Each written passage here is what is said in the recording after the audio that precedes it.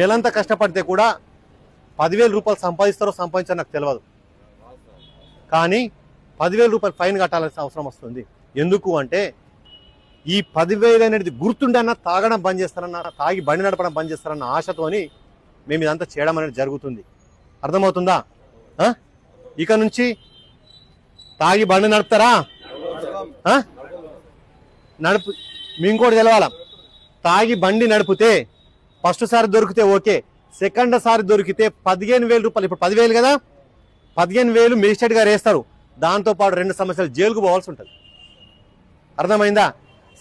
Sir మరి ఎట్లా తెలుస్తా సార్? ఇప్పుడు చెప్తుంది దొరికినా మళ్ళీ ఫైన్ కట్టేసుకుంటున్నాం కదా సార్. కాదు, మీరు ఆధార్ కార్డు ఇస్తున్నారు కదా మాకు.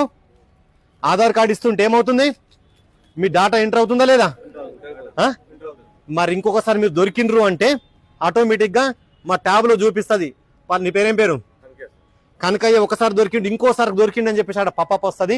కనకయ్యను పట్టుకుంటాము. కనకయ్య రెండోసారి దొరికిండు అని చెప్పేసి ఏం చేస్తాం? కోర్టులో మెజిస్ట్రేట్ మేడం ముంగటేస్తాం. అప్పుడు నీకు 2 సంవత్సరాలు జైలు అన్నా 15,000 రూపాయలు ఫైన్ అన్నీ వేస్తారు.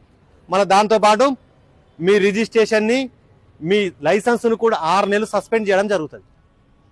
అంటే లైసెన్స్ ఉన్నా కానీ లైసెన్స్ లేని కిందకే వస్తుంది.